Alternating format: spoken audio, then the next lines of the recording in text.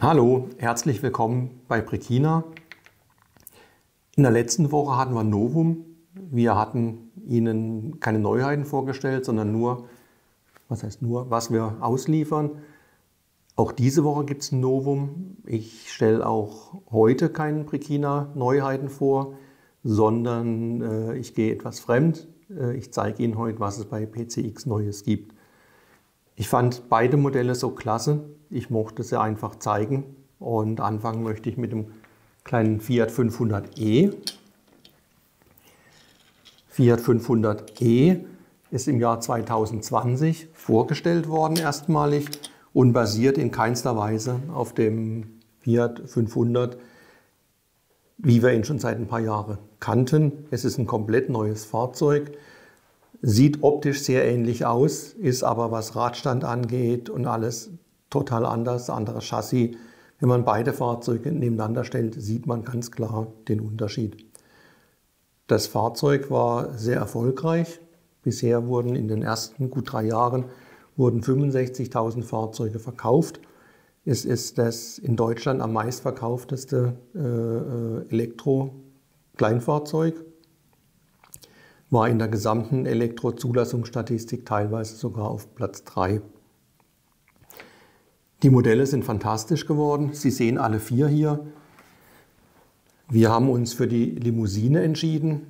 Beim Vorbild gibt es den 500e auch noch als Cabrio oder in einer ganz ungewöhnlichen Variante als sogenannter Viertürer. Das heißt, Fahrertür, Beifahrertür und Heckklappe sind bekannt, aber hinter der Beifahrertür ist auf der rechten Seite noch eine zweite Tür, die gegen die Fahrtrichtung öffnet. Eine klassische Selbstmördertür oder Hühnerfängertür genannt, für die Kinder auf dem Rücksitz. Logischerweise nur rechts, weil da ja der Bordstein ist. 4 aggressive Farben sehen Sie hier. Das sind der erste Schwung, der bestellt wurde. Hier ist die Farbe noch nicht endgültig. Die endgültige Farbe im Modell geht noch ein bisschen mehr in die Farbe Rosa. Nicht Gold, sondern eher Rosa. Da sind wir noch in der Abstimmung. Die anderen 3 Farben, auch das super schrille Gelb, ist vorbildgetreu. So werden die Fahrzeuge erscheinen. 3 Fahrzeuge sind mit großem Schiebedach im Modell. Der grüne hat kein Schiebedach. Freuen Sie sich an den Modellen genauso wie ich das tue. Die Auslieferung wird noch ein bisschen auf sich warten lassen. Wir hoffen, dass wir die Auslieferung noch in diesem Jahr über die Bühne bekommen. So, das nächste Fahrzeug, was ich Ihnen von PCX zeigen möchte, ist der Audi A3 als Sportwagen.